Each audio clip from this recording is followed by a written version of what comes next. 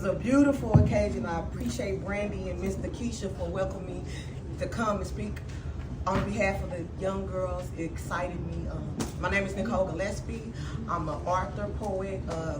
Just excuse me, just a little nervous, but the Keisha and Miss Brandy, Pastor Brandy asked me to come and do a poem on behalf of the young ladies, and I was pretty excited about doing it, so I will just get right into it. The first one is called Fairy Tale.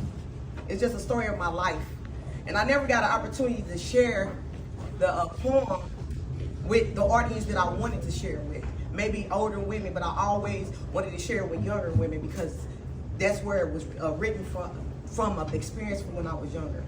It's called Fairy Tale. I got a story to tell. It's about a fairy tale that never came true. It began with a choice I made at a very young age. I prayed you diamonds would never have to go through. See, I was living on dreams and wishing upon stars and even comparing my life to sitcoms I seen on TV. It was like walking by a convenience store window shopping and saying in my mind, this is how my life is going to be. I had it all planned out from my new beginning to my happy ending. See, it was all about me. The only thing I had to do was sit and wait for my soulmate to choose me. My grandma taught me to save myself, just wait to keep my virginity.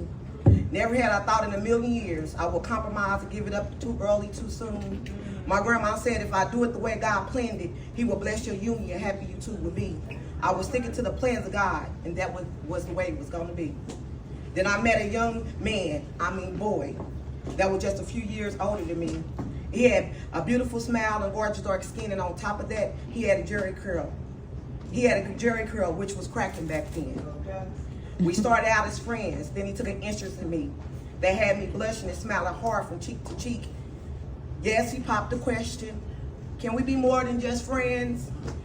Can we be more than just friends? He blew my mind. And also he knew my stance. Shoot, he had me believing he was God sent and part of the Almighty's plan. After school, he would meet me and greet me at my front stairs and hold my hand. I was convinced that he was content. Never did I think he would ask for anything more. Suddenly, it went from the steps to the door. Eventually, we were sitting on my bedroom floor, living on dreams, wishing upon stars, and even comparing our lives to sitcoms we watched on TV, saying to each other, hey, this is how our life is going to be. Fooled by his angel eyes to beckon me to believe a lie, compromising my virginity.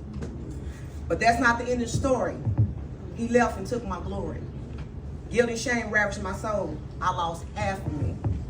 So I looked for that part of me and other brothers with the same beautiful smile and gorgeous skin, but in the end, I was 15 years old and carrying a baby, yet I was still someone's child. I dropped out of school from the feeling of the blues, trapped in a cycle that had me running to and fro. To my understanding, this began many generations ago. I cried out loud, then I remembered the God of my youth that whispered softly in my ear, allow me to love you, trust me, and I will remove all your fears. My soul went from rags to riches. My Lord and Savior gave me back double folds. My peace of mind, my self-esteem, my education, also every good thing in between. This story is true, a fairy tale that never came true, but I'm so glad I got a second chance at my happy ending. So you see, it does not pay to live on dreams while wishing upon stars and comparing your life to sitcoms you see on TV.